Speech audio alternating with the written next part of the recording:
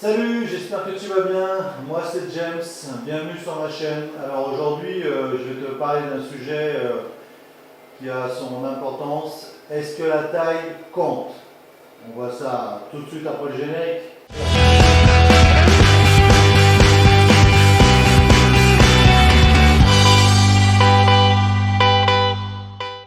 Alors quand je parle de la taille, je veux parler bien évidemment de la taille des modèles. Est-ce que c'est important d'avoir un modèle grand ou un modèle petit? Non, bien évidemment, on va parler des moteurs. Quand on commence le studio, est-ce que c'est important d'avoir des grands moteurs, des petits moteurs pour faire du portrait? Alors aujourd'hui, j'ai la chance et l'honneur d'être accompagné de Colline. Bonjour Colline. Bonjour. Alors Colline est en stage chez moi pendant un mois, donc c'est sa deuxième semaine. Première semaine un peu pour se familiariser avec moi, quoi, hein. Et puis maintenant, ça y est, on est potes, donc on peut attaquer la chaîne YouTube. Voilà. Donc souvent, quand on commence le studio, on se pose la question, pour faire du portrait, il me faut plein de matériel, il me faut plein de moteurs. C'est pas vrai. Quand on commence le studio, on peut très bien avoir aujourd'hui des flashs Cobra, hein, les petits flashs qu'on met sur l'appareil photo. Certains sont déportés, parce que là c'est quand même idéal qu'ils soient déportés. Il y en a certains qui ont le support, vous savez, vous pouvez mettre des petites softbox par-dessus. Moi je conseillerais par contre, si votre budget vous le permet, je conseillerais quand même de commencer, de pouvoir investir dans des flashs soit sur batterie ou soit des petits flashs, même un 100 joules, hein, c'est l'équivalent d'un 100 watts pour commencer. Il y en a qui sont sur batterie, qui sont un petit peu plus chers, il y en a qui sont sur secteur. L'avantage du batterie, c'est qu'il vous permettra, si vous voulez faire également des petites séances en extérieur, de ne pas avoir de problème pour le courant. Voilà.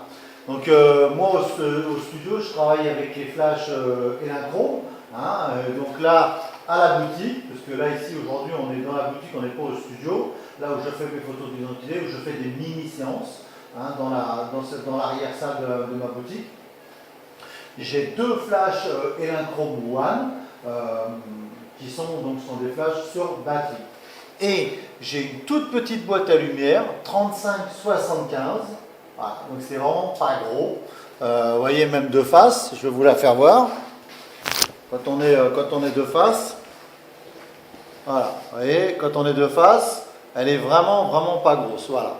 Et je vais vous faire quelques exemples, vous faire voir que même avec une toute petite boîte à lumière comme ça, pour sortir de portrait, on peut faire des choses magnifiques, sans se prendre la tête, avec quelques astuces. Voilà. Donc, là, petit récap. Donc là, Colline s'est placée sur un tabouret. Et moi, j'ai mis ma boîte à lumière sur le côté à 45. Voilà, à 45. Et on va voir ce que ça donne.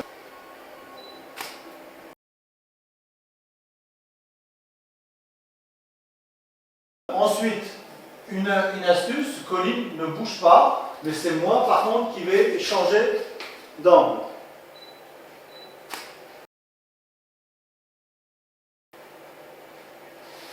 Et là, on voit tout de suite la différence sur le... J'ai rien changé, hein. C'est Colline, elle n'a pas bougé, le flash n'a pas bougé, c'est moi qui me change.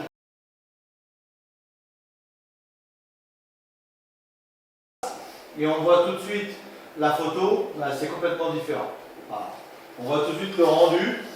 Si vous êtes complètement en face,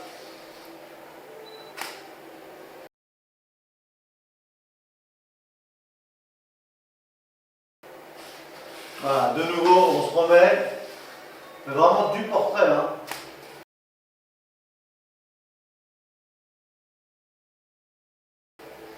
Voilà, on a un rendu. Alors après, on aime ou on n'aime pas, hein, mais c'est pour prouver qu'on n'est pas obligé d'avoir du gros matériel pour pouvoir sortir quelques portraits. Voilà. Ensuite, bien évidemment, on peut continuer à bouger Là, je mets carrément la boîte à lumière en face de Colline. Voilà. Moi, je suis en face d'elle aussi.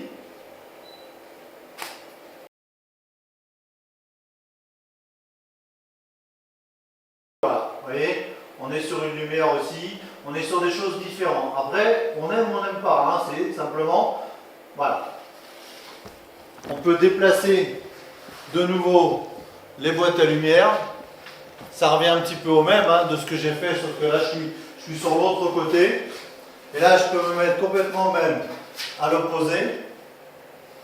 Donc forcément, si Colline me regarde, elle aura moins de lumière, mais on a quand même un rendu qui est absolument magnifique.